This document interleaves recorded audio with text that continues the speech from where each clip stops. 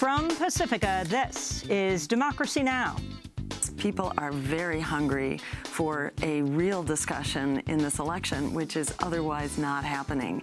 If we're not in the debates, we will not be talking about the crisis of climate, of war, of race, and the crisis of an entire generation that has basically been thrown under the bus. With the first presidential debate just a month away, the Republican and Democratic-controlled Commission on Presidential Debates has set rules that will likely prevent any third-party candidate from participating. We'll speak with Green Party nominee Dr. Jill Stein and her running mate, longtime human rights activist Ajamu Baraka. The Green Party wants to bring something very different from the traditional parties. We want to engage the American people in an honest conversation about democracy, power, and the electoral process. Plus, we'll go to North Dakota, where the Standing Rock Sioux Tribe is leading a week-long protest against the Dakota Access Pipeline. We'll speak with a former Green vice presidential nominee, Winona LaDuke. All that and more coming up. Welcome to Democracy Now!, democracynow.org, the War and Peace Report. I'm Amy Goodman. The American Red Cross is calling this week's flooding in Louisiana the worst disaster in the U.S. since Hurricane Sandy in 2012. At least 13 people were killed after historic rainfall submerged parts of Baton Rouge and the surrounding area. State officials say the destruction may result in the worst housing crisis in the region since Hurricane Katrina in 2005. The federal government's declared the area a disaster zone, and state officials say more than 5,000 people remain in emergency shelters. This is a volunteer in Acadia Parish, Louisiana, where public schools remain closed and a curfew remains in place amidst the devastating flooding.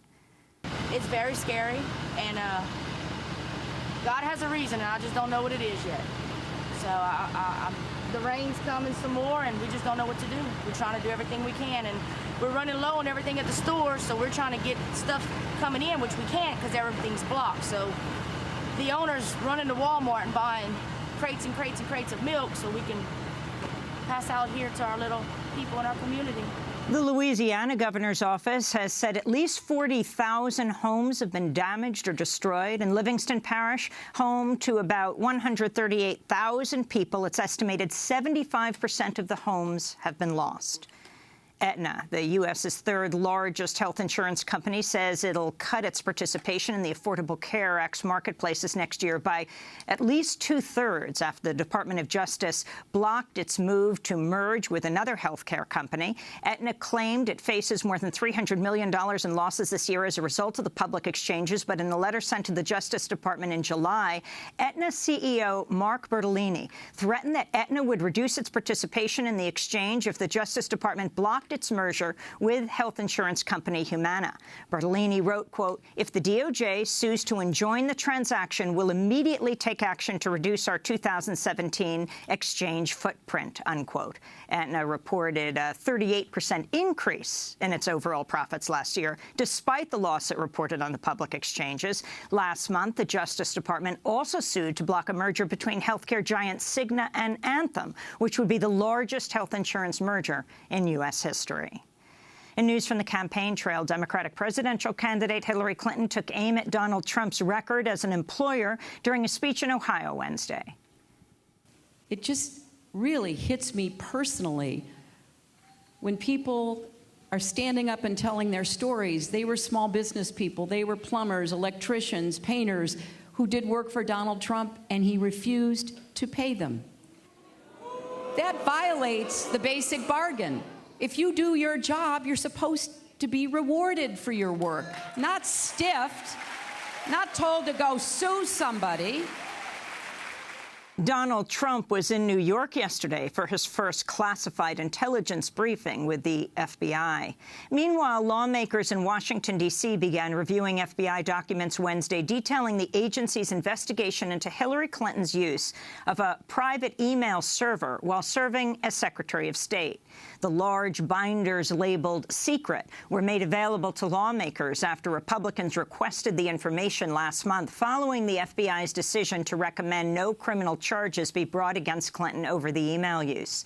The State Department has also said it'll release some of Clinton's emails to the conservative watchdog group Judicial Watch. Meanwhile, Clinton's campaign continues to face questions after 44 State Department emails released to Judicial Watch reveal close ties between the Clinton Foundation and the State Department during Clinton's time as Secretary of State.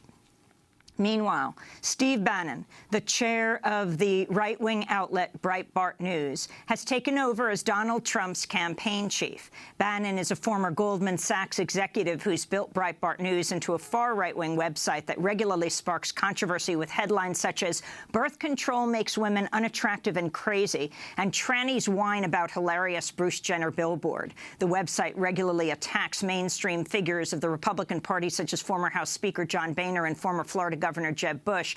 Bannon himself is considered to be the most influential figure in conservative media after former Fox News chair Roger Ailes, who's also advising Donald Trump's campaign. A 2015 profile of Bannon called him, quote, "the most dangerous political operative in America," unquote.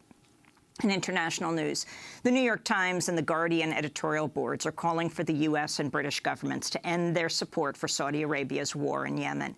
In an editorial entitled "America is complicit in the carnage in Yemen," the Times wrote on Wednesday, quote, "Congress should put the arms sales on hold, and President Obama should quietly inform Riyadh that the United States will withdraw crucial assistance if the Saudis do not stop targeting civilians and agree to negotiate peace," unquote. With U.S. and British support, Saudi Arabia has been bombing Yemen for 17 months, causing the majority of the conflict's civilian casualties. Last week, the U.S. approved the sale of more than $1 billion of new weapons to the Saudis. Since taking office, the Obama administration's approved more than $110 billion in weapons sales to Saudi Arabia. The Office of UN Secretary-General Ban Ki-moon has acknowledged that the UN played a role in a cholera epidemic that killed more than 9,000 people. The UN said it would issue a new set of responses to the outbreak in the next 2 months. UN peacekeepers are accused of negligently bringing cholera to Haiti during their deployment following the 2010 Haitian earthquake. A lawsuit in U.S. federal court seeks billions in damages for the victims. Ban Ki-moon's admission does not change the UN's stance. It has legal immunity under a 1946 convention. Meanwhile, in South Sudan, the UN is launching an investigation into allegations that UN peacekeepers did not attempt to prevent multiple cases of abuse and sexual violence against civilians. Last month, troops fighting on behalf of South Sudanese President Salva Kiir went on a nearly 4-hour rampage through a hotel compound frequented by foreign aid workers. Witnesses say civilians were gang-raped and a journalist was executed in the attack. Several witnesses told the Associated Press that UN peacekeepers stationed nearby did nothing to stop the violence, despite pleas for assistance from those inside the compound. In Turkey, at least 5 police officers were killed and more than 100 people wounded by car bomb attacks in eastern Turkey Wednesday and Thursday. The Turkish government blamed the attacks on Kurdistan Workers' Party, known as the PKK. Earlier this week, Turkish authorities shut down a newspaper in Istanbul and arrested some of its staff after claiming the paper supported the PKK. The newspaper's closure is part of an ongoing crackdown on dissent in Turkey following a failed military coup in July. The Australian government says it'll close the Manus Island Immigration Detention Centre after reports of harsh conditions and rampant abuse there, including for child detainees. Manus is one of 2 offshore detention facilities Australia uses for asylum-seeking migrants. Many of those at the Manus Island facility have spent years in detention and suffer from mental health issues. The Australian government has so far said none of those detained at Manus would be resettled in Australia, but Colin Barnett, the head of Western Australia, said he would welcome their resettlement. Particularly for families, as long as they don't present a security or safety risk, I do welcome them being in Australia. And the one thing I find unacceptable is children in detention. In Illinois, Governor Bruce Rauner has signed into law Domestic Workers' Bill of Rights, which grants domestic workers protections under the state's labor statutes, including minimum wage overtime and time off. Domestic workers are not covered by state or federal labor laws, though some states have similar bills. Wendy Pollack of the Sargent Shriver National Center on Poverty Law said, quote, "This is really historic because the exclusion of domestic workers from federal and state employment laws has an unfortunate history in slavery and anti-immigrant sentiment," unquote. In Oklahoma, funeral services will be held Friday for Khalid Jabara, the Lebanese man police say was killed by his next-door neighbor in a possible hate crime. Police say Stanley Majors will be charged with first-degree murder for Monday's killing and acknowledged he had a long-standing animosity toward Jabara's family. Majors, who is white, is already facing assault charges for hitting Haifa Jabara, Khalid's mother, with his car last year while she was jogging. Before that, Haifa Jabara already had a restraining order against Majors after he had threatened and harassed her. Despite all this, Majors was released on bail earlier this year and returned to his home. The Jabaras say Majors had threatened them and used racial slurs repeatedly since 2013. Majors had been arrested at least once for violating the restraining order before hitting Haifa Jabara with his car. 10 minutes before he was shot on Monday, Khalid Jabara called police to report suspicious activity around the family's home. Police left without speaking to Majors, but admitted to journalists later Majors was known to be hostile to the Jabaras. Victoria Jabara Williams wrote on Facebook, quote, "My family lived in fear of this man and his hatred for years. Yet in May, not even 1 year after he ran over our mother, and despite our repeated protests, he was released from jail with no conditions on his bond, no ankle monitor, no drug alcohol testing, nothing," unquote, wrote Victoria Jabara Williams, Khalid's sister.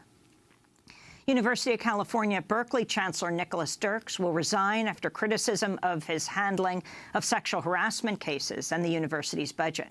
In one case, the law school dean received only a temporary pay cut and orders to undergo counseling after an investigation supported claims he'd sexually harassed a subordinate. And in Brazil, American Olympic swimmers Gunnar Bentz and Jack Conger were pulled off a plane for questioning as they were preparing to leave Rio, amid suspicions that they and their teammates may have lied about their account of being robbed at gunpoint by people posing as police officers. 4 U.S. Olympic swimmers told authorities they were robbed early Sunday as they were returning home after a late-night party, but Brazilian police say there are discrepancies in the swimmers' reports. Police also say closed-circuit TV footage contradicts their stories in Brazil. Filing a false police report is a crime. And those are some of the headlines. This is Democracy Now!, democracynow.org, The War and Peace Report. I'm Amy Goodman. Preparations have begun for the first presidential debate. It'll be held September 26 at Hofstra University in Hempstead, New York. While polls show Donald Trump and Hillary Clinton are among the least popular major party candidates to ever run for the White House, it appears no third-party candidates will be invited to take part in the debates. Debates are organized by the Commission on Presidential Debates, which is controlled by the Democratic and Republican parties. Under the Commission's rules, candidates will only be invited if they're polling at 15% in 5 national surveys. Libertarian presidential candidate Gary Johnson and the Greens' Dr. Jill Stein have both witnessed recent surges in support, but neither have crossed the 15% threshold.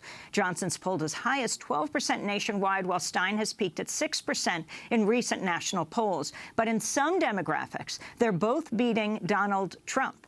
McClatchy recently polled voters under the age of 30 and found 41% back Hillary Clinton, 23% support Johnson, 16% back Jill Stein, while only 9% back Trump. Among African Americans, polls also show Trump behind all 3 other candidates, polling at either 0, 1, or 2%. More than 12,000 people have signed a petition organized by Roots Action calling for a 4-way presidential debate. In a moment, we'll be joined by the Green Party's Jill Stein and her running mate, Ajamu Baraka. But first, I want to turn to George Farah, the founder and executive director of Open Debates. He spoke on Democracy Now! A few years ago about how the Democrats and Republicans took control of the debate process. The League of Women Voters ran the presidential debate process from 1976 until 1984, and they were a very courageous and genuinely independent, nonpartisan sponsor.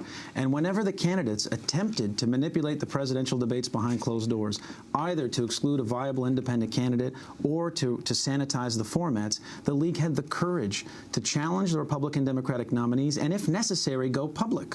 In 1980, independent candidate John B. Anderson was polling about 12% in the polls. The League insisted that Anderson be allowed to participate because the vast majority of the American people wanted to see him, but President Jimmy Carter, refused to debate him. The League went forward anyway and held a presidential debate with an empty chair showing that Jimmy Carter wasn't going to show up. 4 years later, when the Republican Democratic nominees tried to get rid of difficult questions by vetoing 80 of the moderators that they had proposed to host the debates, the League said this is unacceptable. They held a press conference and attacked the campaigns for trying to get rid of difficult questions. And lastly, in 1988 was the first attempt by the Republican and Democratic campaigns to negotiate a detailed contract. It was tame by comparison, a mere 12 pages. It talked about who could be in the audience and how the format would be structured, but the League found that kind of lack of transparency and that kind of candidate control to be fundamentally outrageous and antithetical to our democratic process. They released the contract and stated they refused to be an accessory to the hoodwinking of the American people and refused to implement it. And today, what do we have? We have a private corporation that was created by the Republican Democratic parties called the Commission on Presidential Debates. It seized control of the presidential debates precisely because the League was independent, precisely because this women's organization had the guts to stand up to the candidates that the major party candidates had nominated. That was George Farah, founder and executive director of Open Debate, speaking on Democracy Now! In 2012. He's the author of No Debate, How the Republican and Democratic Parties Secretly Control the Presidential Debates. Well, joining us now is Green Party presidential nominee Dr. Jill Stein, along with her running mate, Ajamu Baraka, a longtime human rights activist. Baraka is the founding executive director of the U.S. Human Rights Network and coordinator of the U.S.-based Black Left Unity Network's Committee on International Affairs. We welcome you both to Democracy Now! So, September 26th, that's the first presidential debate. What are your plans, Dr. Jill Stein? Our plans are to be in that debate because it's not just about whether our party will be included, it's whether the American people will have a voice, whether we will have a real discussion of the crisis of jobs, of the climate, of race, of war, these and the crisis of a generation, an entire generation that's basically been hung out to dry, that cannot get out of predatory student loan debt, that doesn't have the jobs they need and doesn't have a climate future to look forward to. So these are really the critical issues that people want to discuss. We saw an incredible surge of a response last night when we had our first primetime TV. And I want to note that while we've come up to 6 and even 7% in the polls, this has happened without any media coverage really whatsoever on, in the mainstream media. So it's absolutely remarkable that we've not only doubled and tripled, even more than that, because we were invisible as of about 2 months ago in the polls. Suddenly we're up there. So there's an enormous interest in what we're talking about. So let's go back to 2012. The debate then was at Hofstra, as it will be on September 26. You and your running mate then, Sherry Honkala, were arrested as you attempted to enter the site of the presidential debate at Hofstra. Democracy Now! Was there at the time of your arrest. Well, we're here to stand our ground. We're here to stand ground for the American people who have been systematically locked out of these debates for decades by the Commission on Presidential Debates. We think that this commission is entirely illegitimate, that if democracy truly prevailed, there would be no such commission, that the debates would still be run by the League of Women Voters, that the debates would be open with the criteria that the League of Women Voters had always used, which was that if you have done the work to get on the ballot, if you are on the ballot and could actually win the Electoral College by being on the ballot in enough states, that you deserve to be in the election and you deserve to be heard, and that the American people actually deserve to hear choices which are not bought and paid for by multinational corporations and Wall Street. Ladies and gentlemen, you are obstructing the vehicle of pedestrians and traffic. If you refuse to move, you are subject to arrest. Remove them, bring them back to the rest of the police. Come on, man. Step up, please. Stand up. We'll help you. Come on. Thank you. Thank you, ladies. Watch the flag, please. Thank you, ladies. Who spotted us? Thank you. Come with us, man. Just come with us. Thank you, man. Okay, thank you. Stay here. All right, everybody, we're going to ask you to please move back. Okay. Well, I'd say this is what democracy looks like in the 21st century. I'm afraid it's going to take some politics and courage here to get our democracy back. So, more to come. More to come, you said. So you're taken away, Dr. Jill Stein, from the Hofstra campus. Where did you and Sherry Honkala, where were you taken? We were taken to a dark site where nobody knew where we were, an unmarked facility that was basically being run by, I think, Homeland Security and the Secret Service and local police. We were surrounded by, according to Sherry, who counted them, some 16 police and colleagues, and handcuffed tightly to these metal chairs for about 7 hours. 7 hours? 7 hours until the debates were long over and everyone had gone home.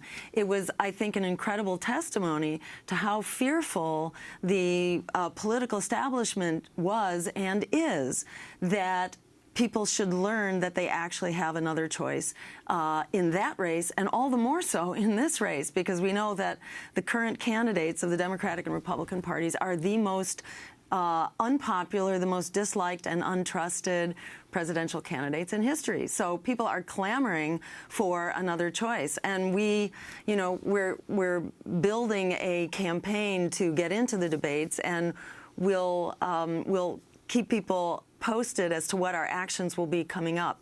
But we will not leave this just to the establishment to shut down political opposition, which is what this commission is doing. Do you plan to head to Hofstra on September 26th? Absolutely. Whether we are in the debate or whether we are locked out of the debate, you can be sure that we're going to be there, and we're not going to be there alone. We're going to be there with the American people who are demanding that we open up the debate and make it a real service to our democracy. You've sued? We have 2 cases, one of which has been dismissed. The other one is still technically in effect. We are not holding our breath that this is going to be favorably decided in a court of law, but there's every reason for this to be decided in the court of public opinion, where public opinion is very clear that people have had it, not only with the rigged economy, but the rigged political system, and with the dialogue, which is rigged by the Democratic and Republican parties. This commission is a private corporation run by the 2 political parties. The League of Women Voters called it a fraud being perpetrated on the American public. We're not going to settle for that. Earlier this year, I spoke to Libertarian presidential candidate Gary Johnson in his home state of New Mexico. He talked about the unfair nature of the presidential debate system as well. Right now, running for president of the United States as a libertarian, there is no way that a third party wins. There's no way that I have a chance of winning unless I'm in the presidential debates. There is the possibility of being at 15% in the polls, though, if I'm in the polls, that I could be in the presidential debates. You're part of a lawsuit going after the Presidential Debate Commission? Yes, on the basis that on the basis of the Sherman Act, that politics is a business, that Democrats and Republicans collude with one another to exclude everybody else. We think that the discovery phase of this lawsuit is going to provide national insight into just how rigged the system is. I come back to the fact that 50% of Americans right now declare themselves as independent. Where is that representation? That was former New Mexico Governor Gary Johnson, who's running on the Libertarian line for president. We're talking to Dr. Jill Stein, presidential nominee of the Green Party. And when we come back from break, you'll meet her running mate, Ajamu Baraka, new to the electoral scene, the vice presidential nominee for the Green Party. Stay with us. Hey, American dream, dream, dream, dream. Hey, American dream, going up in smoke. Time is to present, your promises are broke. Times are changing, it ain't no joke. Hey, revolution, take back your vote. Take back your vote, yeah. It don't matter what you say or do when you sense that the government ain't working for you. Every politician's got goods to pay into the hands of the company man, paying his way. American Dream by the folk duo Somebody's Sister.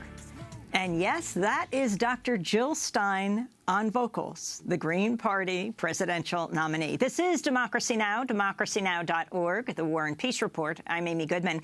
We are speaking with Green Party nominee Dr. Jill Stein and her running mate, Ajamu Baraka. He is a longtime human rights activist. Baraka is the founding executive director of the U.S. Human Rights Network, coordinator of the U.S.-based Black Left Unity Network's Committee on International Affairs. You are new to the electoral scene, Ajamu Baraka. Yes. Tell us a little about yourself. You grew up in Chicago? I grew up on the south side of Chicago. I ended up in the military. And after the military, I ended up in the South, and I went south to organize in the mid to late 70s. There I got involved in, of course, a lot of the anti-apartheid work, along with community organizing. Was involved in the Central American Solidarity Movement, organizing delegations to Nicaragua in support of the unfolding revolution in that country. And all the time moving toward human rights. Ended up volunteering with Amnesty International and ended up on the board in the mid-90s.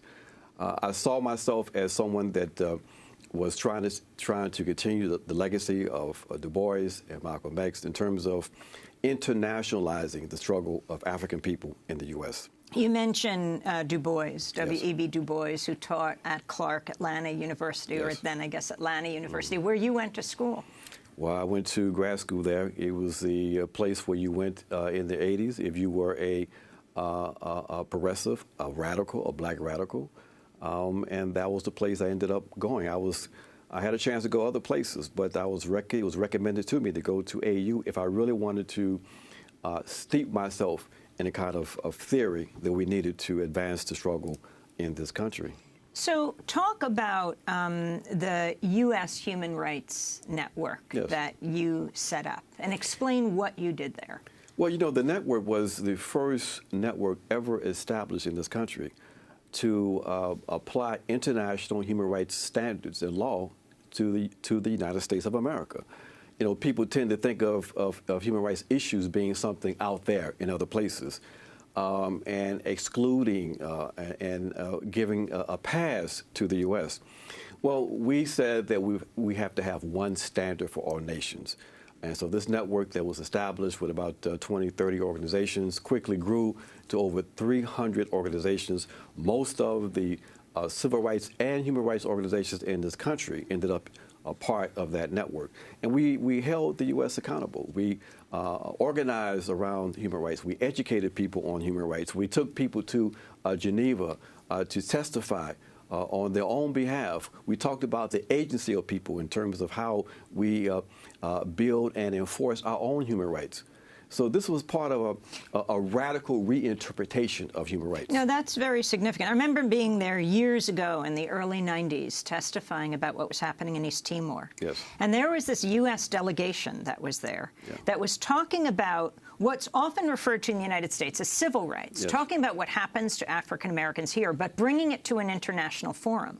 So explain how you reframe civil rights and why you see it as an international issue that should be dealt with by an international body, why you saw the UN as the place for that. Well, you know, at the end of the Second World War, Du Bois and others understood that we had to internationalize our struggle. They saw that the framework we had to appeal to was, in fact, a human rights framework. And so what we said in the 1990s was that we were going from civil rights back to human rights. That basically it was clear that the U.S. was not prepared to not only defend and protect the constitutional rights of African Americans and others, but they had completely ignored the human rights obligations that they had. So for us, it was reconnecting. It was connecting our struggles with the rest of the world. Because what's happening around the world is an international struggle for freedom, a struggle against oppression, a struggle that says that basically we all have certain fundamental rights, that we have a right to live in dignity. And so therefore we wanted to link up with that international struggle. And the only way you do that is within the context of this human rights framework. And so how do you view, for example, the Black Lives Matter movement today? Does it give you hope? It gives me a lot of hope. I mean, these are human rights fighters. I'm so proud at the evolution of that movement. The recent release of their platform, the Movement for Black Lives, that is, about a week or so ago, demonstrated a real understanding of the interrelated issues that we have to fight against in this country and globally. One aspect of their platform was that they understood, like the young organizers in SNCC back in the 1960s, that you have to connect up internationally. And they expressed their solidarity with the struggling people of Palestine. That was very, very significant because that puts them squarely within the context of the proud tradition of Black internationalism. So I'm very, very encouraged by the evolution. As a vice presidential candidate now, what do you want to see in Israel-Palestine? We want to see peace. We want to see a recognition of the rights of Palestinians to self-determination. We want to see an end to the colonial relationship. Like any people we know, Palestinians want to live. They want to live free. They don't want to be subjected to the kind of brutality that's a part of their everyday life. See, I've been to Palestine. I've seen the reality. I had a chance to move across the entire West Bank. I think if any person in this country, if they had a chance to go to Palestine and experience and see what I saw, there's no way that they could support the notion that it is an automatic sort of moral obligation to support the existence and the continuation of the Israeli state's ability to impose itself on the Palestinian people. They will be opposed to that. How has your message, Dr. Jill Stein, on Israel-Palestine and what you're demanding, the planks in the Green Party platform, been covered and received? Well, really, none of our planks have been covered and received, not only our position on Israel-Palestine, our position on foreign policy, our position on jobs and climate and student debt.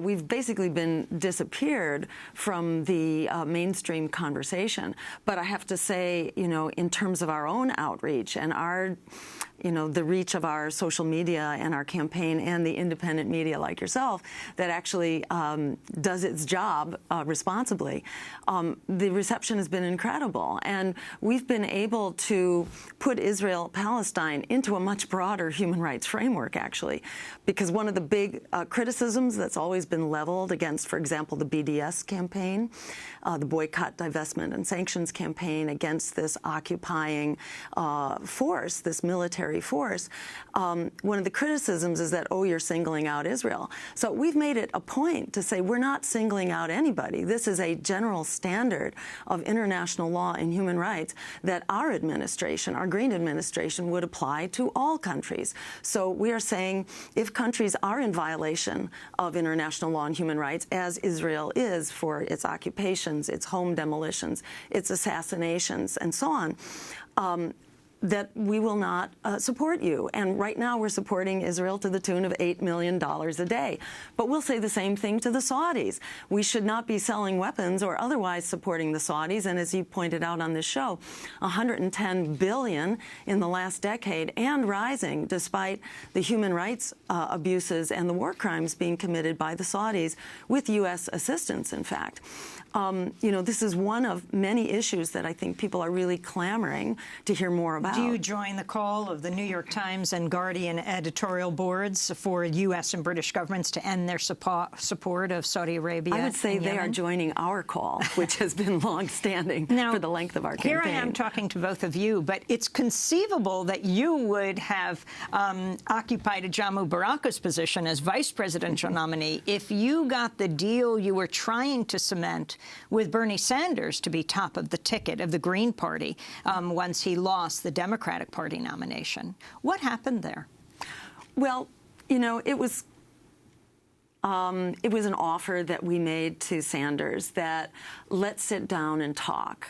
Let's collaborate, because this is an incredibly historic moment.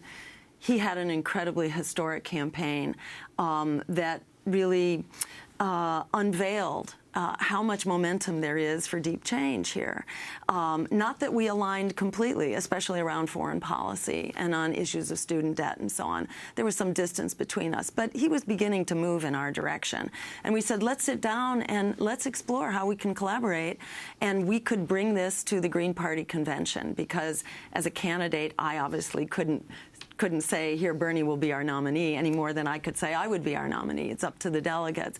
But if we saw eye to eye, and if Bernie came to understand why it is that we need an independent third-party politics, why you cannot have a revolutionary campaign inside of a counter-revolutionary party that essentially sabotaged Bernie's campaign in so many ways, as we saw from the email revelations, from the very fact of the superdelegates that took decision-making out of the hands of a democratic process. Did you ever speak to Bernie Sanders about this? We tried many times. I was Meaning able we, to get... you mean you tried? I tried. The Green Party tried. We had many people trying for us. We had emails that were delivered to him and that we know did get into his hands. But, you know, Bernie said from the start he was in this to basically support and continue building the Democratic Party. He has ironically not been a supporter of independent third parties, although nominally he's been one, but he doesn't believe in actually standing up and challenging power in an electoral way. And I think there's a generational difference between Bernie and his vision of the Democrats as the party of the New Deal and a younger generation that sees the Democrats as the party of war, Wall Street, drone attacks. Although he certainly mobilized them. Jamu Baraka, from outside and inside this country, what is your assessment watching Bernie Sanders and his campaign? Where do you agree? Where do you differ? I think that Bernie Sanders was responsible for really broadening the conversation here in this country. There's no doubt about that. We were concerned, though, that the silence on the foreign policy issues was troubling, because we understood that the American people were ready for a real change. And we wanted Bernie Sanders to understand that he didn't have to embrace the aggressive policies of the Obama administration. He didn't have to embrace the drone warfare. He didn't have to be silent on the Saudis and Yemen. So we had some concerns, but we know that there are young people who were very committed to this revolution, and many of them have come over to the Green Party, and more, I think, are considering.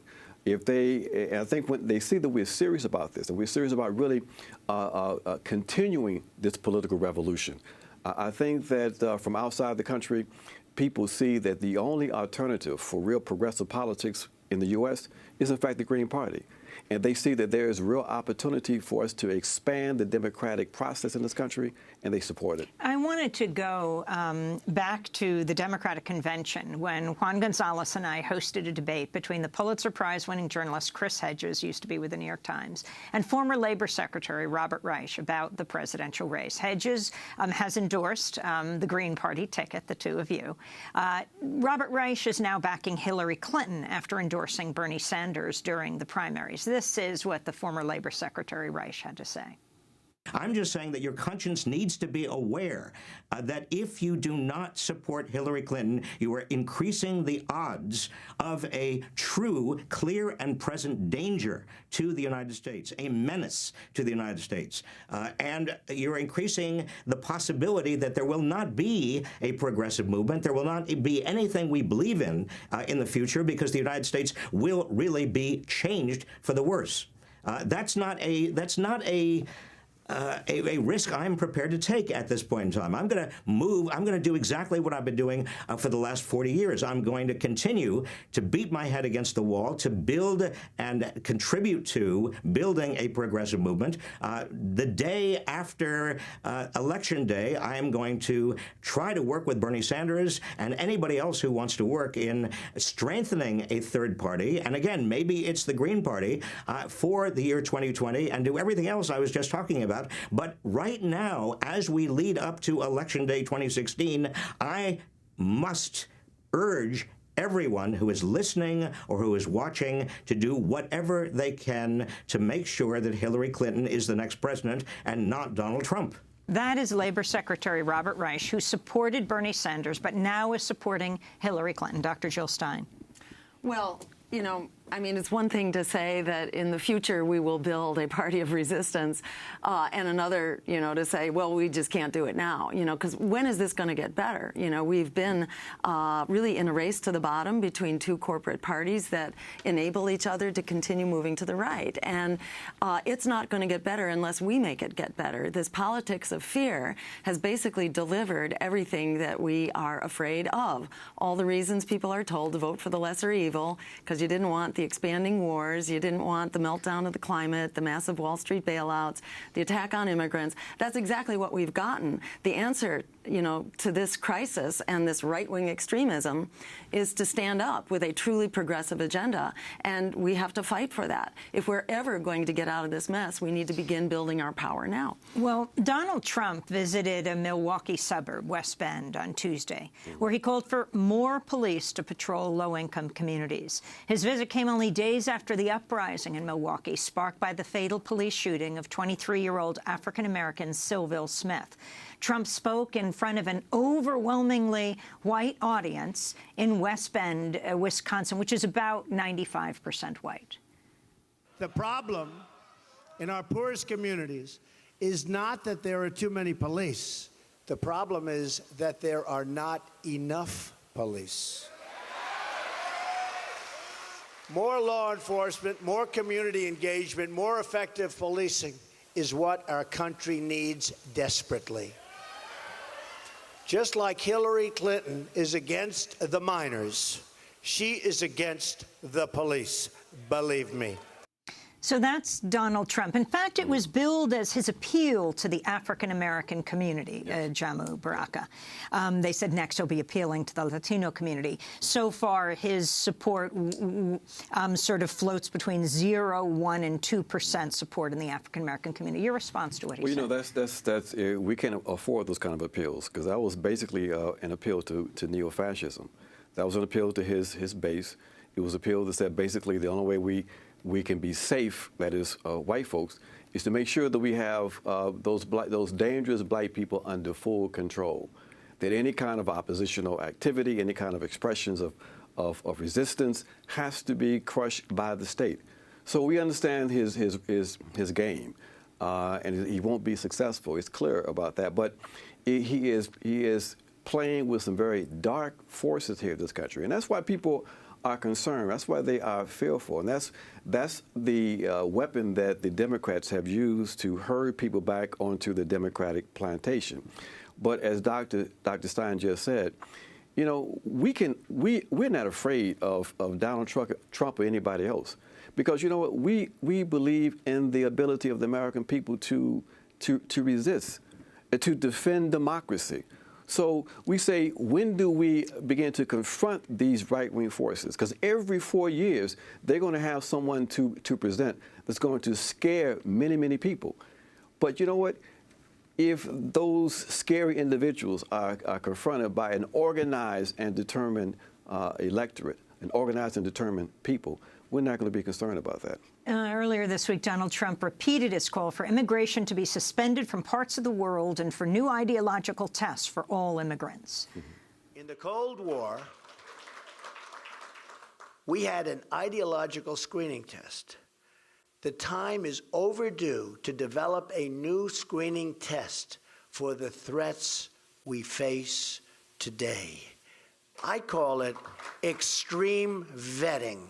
Dr. Jill Stein, extreme vetting. He talked about vetting for people who criticize the Constitution or express bigotry. Thought police is what he's talking about. Let's exercise thought police over people coming into this country. Next step will be thought police over people who are in this country already. And, the idea that we could control terrorism by exercising thought police over people coming in is preposterous when it's people here as well, who are subject to being radicalized and becoming extremists because their lives are miserable, because they've been locked out of society. As Ajamu was saying, we are an organized resistance. We are a different way forward. We don't need to simply sit in terror of what Donald Trump represents, because we not only have solutions to these crises, we have the numbers that it takes. We don't need to be a movement that splits the vote. We could, in fact, actually flip the vote.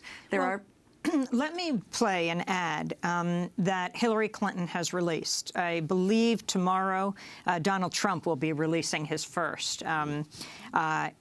We don't know exactly the role Roger Ailes is playing, famous for his advising George H.W. Bush, Reagan, and others.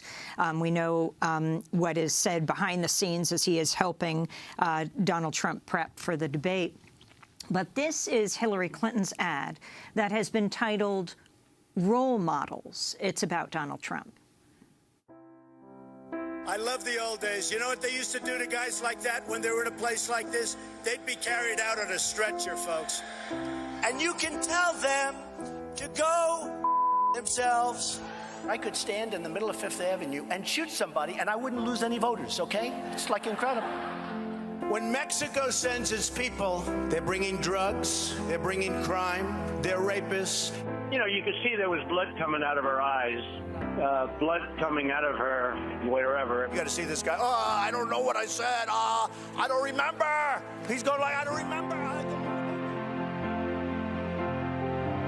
Our children and grandchildren will look back at this time, at the choices we are about to make, the goals we will strive for, the principles we will live by, and we need to make sure that they can be proud of us.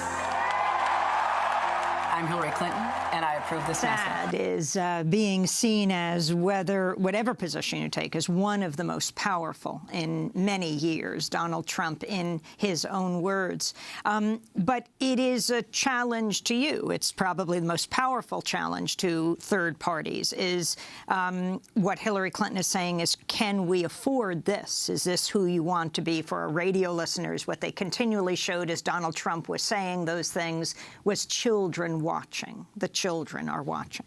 Yes. And, you know, what this ad says is we must vote against Donald Trump. It doesn't tell us what we are voting for. And that's exactly the problem, that Donald Trump represents this right-wing extremism, this neo-fascism. That doesn't go away by bringing in another set of neoliberal policies. Remember where this economic crisis came from that is lifting up the insecurity and the economic misery that undergirds Donald Trump. This comes from the policies that were led by the Clintons, by Bill, and advocated by Hillary, including Wall Street deregulation, including NAFTA and the offshoring of our jobs, including the 1990s crime bill and the opening of the floodgates to mass incarceration. The solutions that Hillary Clinton provides are more of the same. It will be more of that economic security and misery that feeds right-wing extremism. This is not the alternative to Donald Trump. And we agree, let's not vote for Donald Trump, but let's vote for a future that actually serves the needs of the American people. That won't come from a candidate like Hillary, who's sponsored by the banks and the war profiteers. Dr. Jill Stein and Jamu Baraka, Green Party presidential and vice presidential nominees. I'd like to ask you to stay. We're going to go to North Dakota, but we're going to speak with a former vice presidential nominee, Winona LaDuke, about an energy struggle that's going on in North Dakota. And maybe she has some advice, having run in 1996 and also in 2000, along with Ralph Nader, as a Green Party candidate, and what that process was like. This is Democracy Now! When we come back, we'll be in Bismarck, North Dakota. Stay with us. We are the tribe that they cannot see. We live on an industrial reservation. We are the Halusa Nation. We have been called the Indians. We have been called Native American. We have been called hostile. We have been called pagan. We have been called militant. We have been called many names. We are the Halusa Nation. We are the human callers of names cannot see us, but we can see them. We are the Hallucination by A Tribe Called Red, featuring John Trudell and Northern Voice. Here on Democracy Now!, democracynow.org, The War and Peace Report. I'm Amy Goodman as we turn to a growing protest in North Dakota where hundreds of Indigenous activists have shut down construction on a multi-billion-dollar pipeline project. The $3.8 billion Dakota Access Pipeline is slated to carry 500,000 barrels of Bakken crude from North Dakota to Illinois. But members of the Standing Rock Sioux tribe say the pipeline threatens to contaminate the Missouri River, which provides water not only for thousands of residents on the reservation, but also for millions living downstream. On April 1st, members of the Standing Rock Sioux tribe launched an ongoing protest camp called Sacred Stone. Since late July, when U.S. Army Corps of Engineers approved the pipeline, at least 28 people have been arrested as people have used their bodies and horses to block construction. This is one of the protesters. We do this for the next 7 generations. We do this for the unborn children that are coming to this world. We're protecting the water. Our water is life. We will not let it get desecrated. They are not allowed to make no pipelines on this land. For more on the pipeline, we are joined by Winona LaDuke, Executive Director of the group Honor the Earth and former Green Party Vice Presidential nominee in '96 and 2000. We're also joined by Joy Braun of the Indigenous Environmental Network. She's been at the Sacred Stone Resistance Camp since the first day of the protests. Let's begin with Winona LaDuke. What are you demanding right now? And for people who have never heard of this action, please place it for us geographically and in the bigger context of energy activism. Well, hello there. Just to be clear, I come actually from northern Minnesota, and we spent 4 years fighting a pipeline called the Sandpiper. The pipeline is by the Enbridge Company. The Enbridge Company announced last week that it was going to shelve the Sandpiper and move out here to the Dakota Access, assuming that they could get a much faster way, because we have successfully resisted them for 4 years. So basically, Amy, what's happening is that there's a replumbing of North American energy infrastructure, and there's a whole bunch of oil interests that want to move oil, from the tar sands, and in between them are indigenous people. And so we're looking at a 640,000 barrel per day pipeline, and they're looking at, now it looks like we're looking at this other pipeline out here. But, that is what's going on. And out here on the front lines, the question is, at what point are we going to quit? At what point are we going to quit doing this? We got a country with aging infrastructure, and they're trying to put in new infrastructure, and we got a company that has lots of structural anomalies and 800 spills, including the Kalamazoo spill. A lot of risk to a lot of people, and just the wrong thing to be doing. Joy Braun, can you talk about the good news you received yesterday? Day, everybody. Good morning. So the news that we got yesterday was that if we allowed the Dakota Access to come in and remove the bulldozers and earth movers that they had moved in, that they would stop construction until the August 24th hearing in Washington, D.C. We said that we wanted it in writing, and we wanted it in writing sent to Standing Rock Chairman Dave Archambault and a copy sent to us on the front line. Can you talk about the Sacred Stone Resistance Camp that you began on April 1st and what your demands are, again, for people who know nothing about what you're doing in North Dakota? So the Sacred Stone Spirit Camp was started as an action of prayer. We had went to ceremony, and the ceremony said that we needed to do everything in prayer. And as long as we prayed and we could bring awareness to the world that this pipeline could be stopped, that these snakes' heads could be cut off, these snakes being these pipelines. And so we went ahead and set up camp in the snow, and we've been there since April 1st. It's very interesting that this is taking place as Baton Rouge is underwater. And so far, I think 13 people are dead. The fires in Southern California now has displaced tens of thousands of people. And the country, many parts of it, like in the Northeast, are in a heat dome right now. Winona, I want to tie this into this electoral season, this pivotal 2016 presidential election year. We're joined here in New York by the Green Party presidential candidate, Dr. Jill Stein, as well as her running mate, who occupies the position you did in 1996 and 2000. Talk about where you see your action and whether you have faith in electoral politics now. Well, greetings to you from the Green Party, my fellow Greens out there.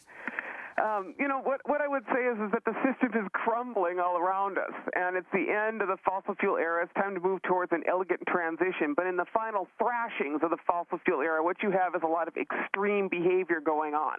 You have extreme extraction. You have, you know, tar sands mining. You have blowing up, you know, oil rigs, and you have, you know, endless contamination. And at the same time, you have climate change happening. You know, in our teachings, we talk about this as the time when you got to make a choice between two paths as a country. One path is well-worn and it's scorched.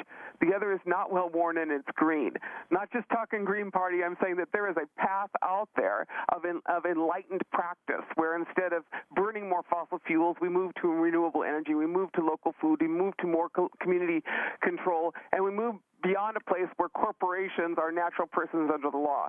You know, I'm out here on the front lines. I'm out here in North Dakota. I live in northern Minnesota. We've been battling these pipelines for the past 4 years.